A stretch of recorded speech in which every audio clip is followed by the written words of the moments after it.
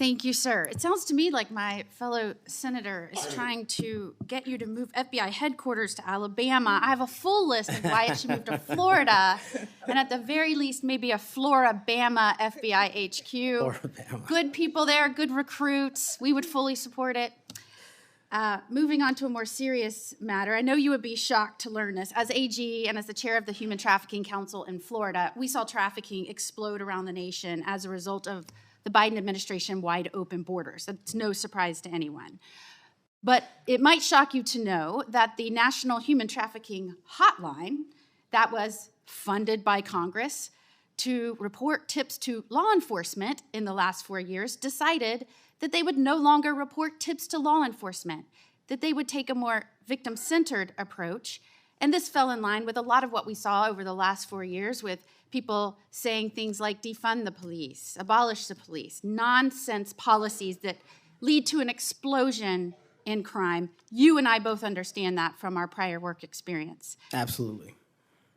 So there was a CEO that was put in charge in the last 4 years who said that we cannot arrest our way out of the human trafficking problem. And I quote, "Trafficking in all its forms is the end result of inequities, abuses of power, and massive systemic and government failures."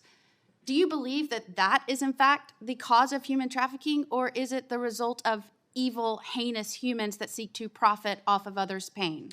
The only people responsible for human trafficking are the criminals that intentionally traffic in humans, in children, and exploit them. And if I'm confirmed, it will be one of the top priorities to make sure that doesn't happen in this country and that we find the thousands of missing children that are still missing.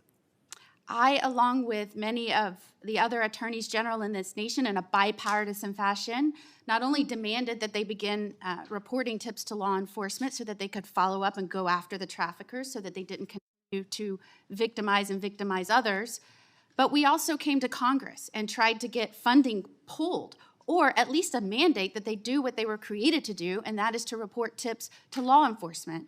Do I have your word moving forward as someone who understands the necessity to go after traffickers, to not only identify and rescue victims, but to ensure there aren't other victims? Do I have your word you'll work with me to come to Congress to make sure that that happens so that that can never happen again?